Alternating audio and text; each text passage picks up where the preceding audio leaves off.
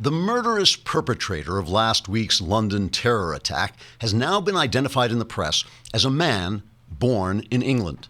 The BBC, ABC, Reuters, and the New York Times, a former newspaper, all headlined the fact that the terrorist was a native of the UK. The Kent-born UK native Englishman is named Khalid Massoud, an old Anglo-Saxon name meaning Allah will destroy every unbeliever, which is what they used to say back in Anglo-Saxon times. The savage act of violence by this British-born British man from Britain raises some questions. Are the British naturally violent?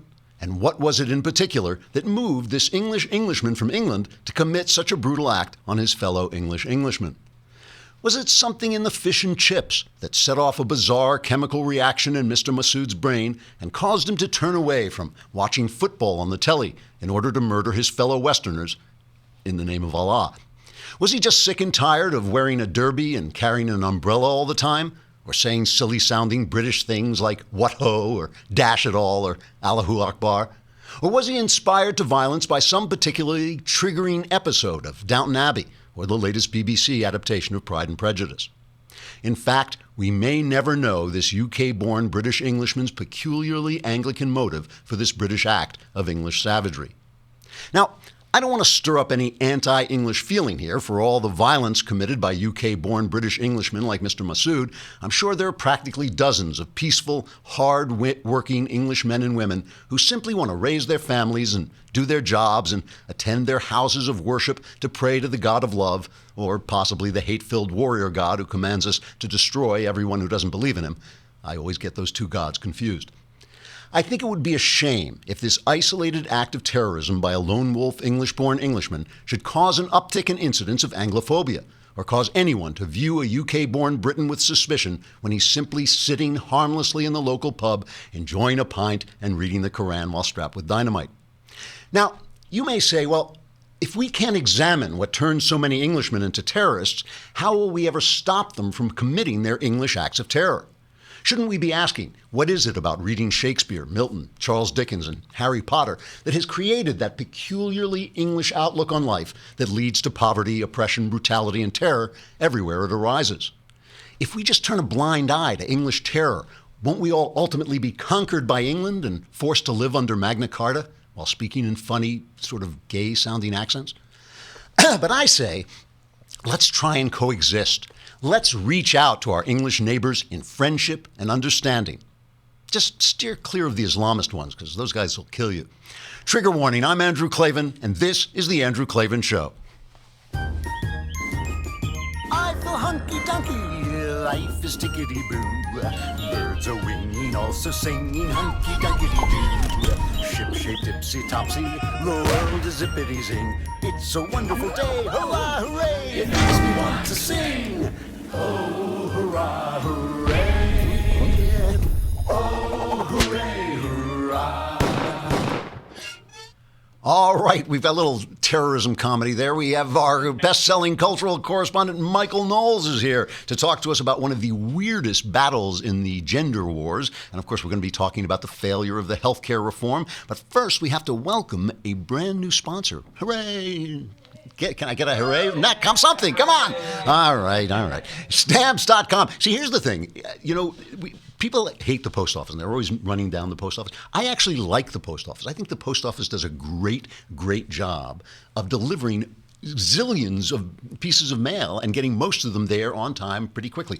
I just don't want to go to the post office. I don't want to wait online at the post office. And in the old days, I worked at a business and we had one of those, what do they call those, stamp machines that they would give you, and that thing is weighs 15 tons and it's expensive and all this stuff. Stamps.com is the solution to all these problems, because Stamps.com brings the post office into your computer. You can sit at your computer. It's so convenient. You sit at your computer, you can print the stamps you want. Just get them right off your computer. Off they come. You subscribe to the service. It's not that expensive. And you can get a stamp for any package, labels, all this stuff. And they'll even send you paper so it'll stick on. Or you can just print it right onto the envelope itself. It's really an easy service. So, the reason I use it is because I just can't stop in the middle of the day and drive to the post office, much as I love them, can't drive to the post office and wait on that line with the guy who's actually, like a schizophrenic talking to himself and is suddenly going to turn and hurt everybody around him. So instead, Stamps.com, you get to stay home at your desk. You do it. Right now, you can do it with a special offer that includes a 4-week trial plus postage and a digital scale without long-term commitment. So you can actually, that's important, right? They send you the scale so you can weigh the mail in your own home and know exactly how much you need to put on it. If you go to Stamps.com, click on the microphone at the top of the homepage and type in Klavan. I'm not sure how you spell that. Oh, wait, I am. It's Klavan. Stamps.com, and enter Klavan, Stamps.com, and you never have to go to the post office again, which really is convenient. Nice sponsor. I like that sponsor. All right, so here's what I wrote on Friday when the HealthCare bill failed, writing at PJ Media, where I have my Klavan on the Culture column. I fear that conservatives may have erred. The president has never shown himself to be a reliable philosophical conservative. He often seems guided to go where he is loved and work with those who are nice to him. He clearly is committed to the concept of winning. If the president now finds himself humiliated by the conservative leadership, unable to work with Republicans on the Hill, many conservatives may find they have paved the way toward an essentially left-wing presidency. I fear this may be the end result of the failure of the HealthCare bill, a Washington in which Donald Trump can find more love on the left than on the right, more chance of winning through leftism than through conservatism. That was Friday. Here's the Wall Street Journal headline today. White House opens door to Democrats in wake of health bill failure. Move signals Trump administration is fed up with many factions in House Republican conference. And Trump is also tweeting against the Freedom Caucus, the conservatives who basically shot down the bill. So I know what you're saying. How does Klavan do that? How does he say, the guy's like a prophet. He's like, he's like that kid in The Sixth Sense who sees dead people, except he just looks into the future and sees things that aren't going to happen. So the reason is that I'm just a practical realist. My attitude is different. My attitude is admittedly different to those who want to live and die on the hill of principle and the hill of righteousness. I love my country. I want to do the best thing for my country at any given moment. That's what love looks like to me. Sometimes love tastes like a crap sandwich, okay? You could make a little mug that says that. Sometimes love tastes like a crap sandwich. I didn't love voting for Donald Trump. I did not love voting for Donald Trump. There were exactly two choices. One was Hillary Clinton, who I thought actually was wicked and would have marked the end of the American experiment. One was Donald Trump, who is unreliable if you're a conservative, right? Some people aren't conservative and like Trump. They're populist. They want to keep all the entitlements and all that stuff. Great. Then he's a perfect candidate. For me, the guy is to the left of me, and he's not a reliable conservative, a lifelong Democrat. So how do you then deal with it? For a moment, because Trump goes where he's loved, and because all this love was coming from the conservative side, for a moment we had a chance to get that agenda going. And it's still, this chance is not totally destroyed. But I think on this first big thing, the first big thing that was his legislative accomplishment, you don't just give him everything he wants all day long for the rest of his term, but on the first big thing, I would have given him a win. I would not have stood on my righteousness. I would have given him the win and hoped the Senate made it into a better bill. It wasn't a great bill. It was not a great bill. Everybody knew it wasn't. But let's take a look. Here's Trump right in the aftermath, and he puts it on the Democrats that we're stuck with Obamacare, which is what he's going to sell. We were very close. It was a very, very tight margin. We had no Democrat support. We had no votes from the Democrats. They weren't going to give us a single vote, so it's a very difficult thing to do.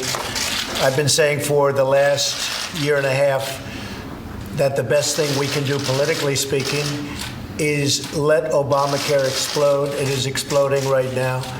It's many states have big problems. Almost all states have big problems.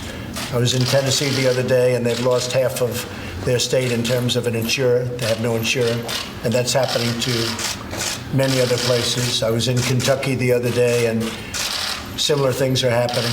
So Obamacare is exploding with no Democrat support. We couldn't quite get there. We're just a very small number of votes short in terms of getting our bill passed. A lot of people don't realize how good our bill was because they were viewing phase one, but when you add phase two, which was mostly the signings of Secretary Price, who's behind me, and you add phase three, which I think we would have gotten, it became a great bill. See, I I agree that he would have gotten phase two because obviously that was stuff that just needed a pen and a phone, and not even a phone, actually. But I don't think they would have ever gotten to stage three. Now, so first he slaps the Democrats around, right? First he says, you stuck us with this bill, all your fault, you wouldn't help us change it. And then he reaches out to them. Here's the second cut. Again, I think what will happen is Obamacare, unfortunately, will explode. It's going to have a very bad year.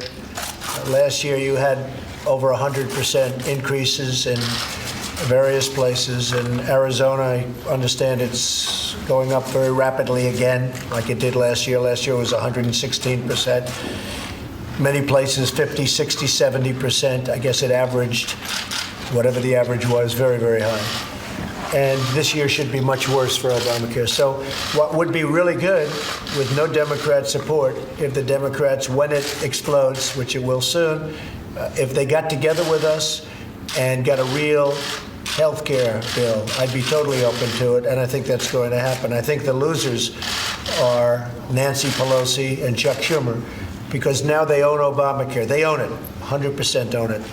So basically, he's trying to scare. The one thing, by the way, the good news here is it's not just the Freedom Caucus who's going to stand on their principles. The Democrats are too stupid to respond to this. I mean, Chuck Schumer has built his fortress. He's not coming around. I don't think there's anything there. I think Trump is, and Trump knows it. I think he's basically trying to scare the conservative straight, basically. He's trying to say, you work with me, you're going to have to work with me, or else I reach out to the Democrats, which I'm not sure is an actual possibility. All right, so who's to blame? There's blame to go around. I think there's blame to go around. I mean, first of all, I think Trump didn't care about this, and he pushed Ryan to just get something done because he wants to get to tax reform. And by the way, this is another problem with this. This bill did cut $1.2 trillion in government spending, which makes tax reform a doddle, right? I mean, then you can do tax reform any way you want, right? Because you've got all this money that's not being spent. So that's all the money that you can take out of the tax system until maybe the tax cuts cause there to be more money coming in. Now you don't have that ceiling. So now, the guys like Paul Ryan, they want a neutral tax cut, an income neutral tax cut. Makes it a lot harder to do. It's a lot harder to find that kind of money just lying around in the sofa in Washington. That's one thing. So Trump pushed Ryan. Ryan moved too quickly. I mean, there is just no question that Ryan moved too quickly. But basically, he did this in secret. He didn't bring everybody together. He didn't get the consensus first. That would have taken too much time. He let Trump rush him. After all, it's Ryan's, one of the things, I'm an actual fan of Ryan, but I think he screwed the pooch. I mean, I think that's basically it. I think Ryan did screw the pooch on this. And I think that he basically thought that Trump would bring the guys around. He thought Trump would do his deal-making thing, but I don't think Trump cared enough to do it. And he just didn't get the consensus he needed because it would have taken too long. It would have taken too long to get everybody together. So that was a problem. Here's Ryan afterwards. He just looks like basically he's been hit by a bowling ball. I will not sugarcoat this. This is a disappointing day for us. Doing big things is hard. All of us, myself included. We will need time to reflect on how we got to this moment, what we could have done to do it better. But ultimately, this all kind of comes down to a choice. Are all of us willing to give a little to get something done? Are we willing to say yes to the good, to the very good, even if it's not the perfect? Because if we're willing to do that, we still have such an incredible opportunity in front of us. There remains so much that we can do to help improve people's lives, and we will. Because I got to tell you, that's why I'm here. And I know it's why every member of this conference is here, to make this a better country. We want American families to feel more confident in their lot in life. We want the next generation to know that, yes, the best days of this country are still ahead of us. I'm really proud of the bill that we produced. It would make a dramatic improvement in our healthcare system and provide relief by people hurting under Obamacare. And what's probably most troubling is the worst is yet to come with Obamacare. one kind word for Ryan. I always feel that, conservatives always hate the Speaker of the House. They hate the Speaker of the House because he's wrangling cats. You forget that a lot of the people in the House are moderates. This is it's a center-right country, right? It's not a far-right country. And so a lot of the people that he's dealing with are moderates. And as he made compromises with the Freedom Caucus for conservatives, he was losing the moderates. He was losing, he's bookended in. So conservatives always hate the Speaker of the House because he's a wrangler, and that's not what we want. We want people of principle to stand up and shake their fist and all that stuff. Totally understandable. But I will say on his behalf that he was dealing with a president who promised everyone would be covered, right? Because the president has Democrat tendencies this way. He was dealing with moderates, and he was dealing with an absolutely intransigent Freedom Caucus, who I do think has to take some of the blame, and we'll talk about that in a minute, but we got to cut away from Facebook and YouTube. Come on over to thedailywire.com to hear the best-selling cultural correspondent Michael Knowles discuss really weird gender stuff, which is just something he does. It's kind of strange. And also, if you just come over and subscribe, you don't have to do this. You can watch the whole show on the site itself. And if you subscribe are we still giving away Knowles' book? For an annual subscriber, it's a lousy $8 a month, and you still get Knowles' completely blank book with no words in it. So not only do you get a book, it's easy to read.